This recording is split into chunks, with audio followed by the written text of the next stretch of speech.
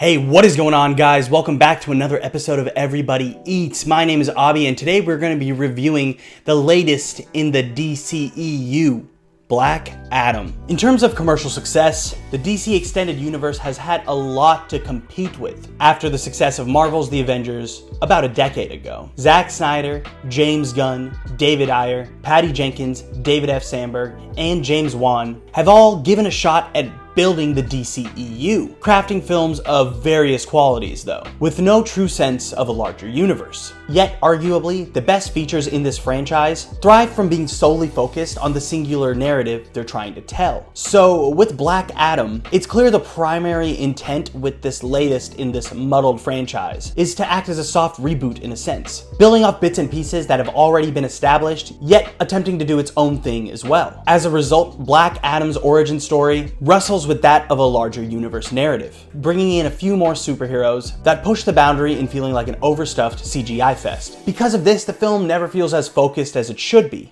especially in attempting to establish a major player in the DCEU. Black Adam himself remains one of the weakest elements in this entire endeavor. Black Adam opens with a tiresome and incredibly ugly looking voiceover introduction for its latest hero, a heroic champion from the fictional city of Kahndaq that gains the power of Shazam in 2600 BC. Due to his rage, he becomes entrapped in cosmic exile, until he's awakened by Adriana Tomaz, played by Sarah Shahi, a resistance fighter in present day. Kahndaq in 2022 is oppressed by Intergang, a vague militant group that somehow has enough power to seize an entire country without the rest of the world doing anything about it. As Black Adam is filled in about the state of Kahndaq since his disappearance 4,000 years ago, he struggles with himself to be the hero that they need. Meanwhile, the Justice Society, a supergroup organized by Amanda Waller, are headed to capture Black Adam as he poses a threat to the rest of the world. Hawkman, played by Aldous Hodge, Dr. Fate, played by Pierce Brosnan, Atom Smasher, played by Noah Centineo, and Cyclone, played by Quintessa Swindell, make up this new superhero team,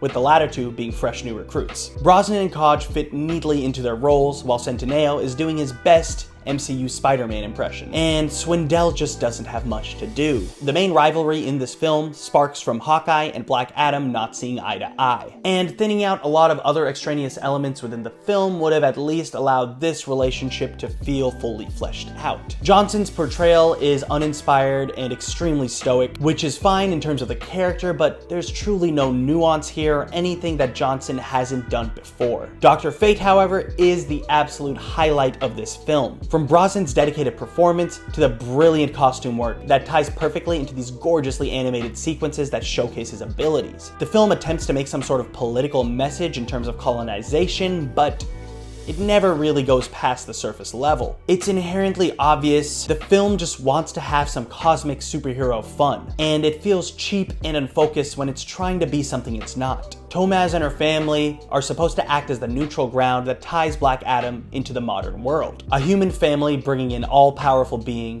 down to earth. Nothing new, think the Iron Giant or even Shazam. Their family takes a back seat during these huge set pieces, yet somehow still become integrated with the narrative, solely in order to raise the stakes in an unnatural manner. The film is at its best when it relishes the maximalist CGI fest that it actually is, unabashedly confident in putting everything on screen at once. There are some truly visually stunning moments in this film, and I think it would have prospered if it focused on that instead of the cheap melodrama it poses. Don't get me wrong though, there are some truly ugly looking set pieces as well, but when it's good, it's really good. The final villain also feels extremely generic, and the stakes felt greater and more engaging when the heroes were fighting amongst themselves. Black Adam, by the end, just feels like a middling entry within this tumultuous franchise. There's nothing revolutionary about this superhero endeavor, though, like usual within the DCEU, there's a lot to appreciate here as well. There will inevitably be a sequel, however, so all we can do is hope that the filmmakers learned their lesson here and trade the genericness with more refreshingly stunning set pieces and hopefully a narrative to match. Though, I'm not holding my breath. Anyways, the hierarchy of the DC universe has not changed. So, who's next? Anyways, guys, yeah, I'm gonna have to give Black Adam a 2.5 out of 5. It is just a middling entry. There is a lot to like, there is a lot to despise.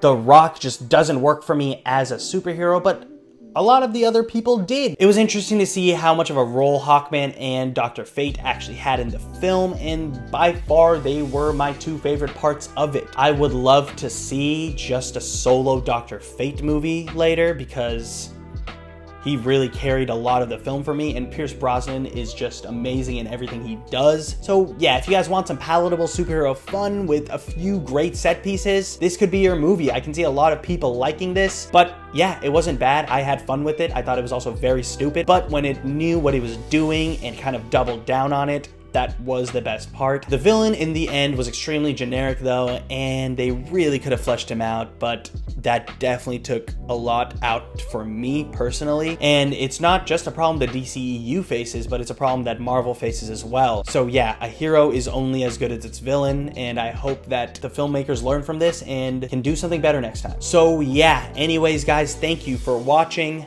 My name was Abi, this was Everybody Eats, and stay tuned. We have a ton more podcasts, content, reviews, and what have you very soon. So stay tuned.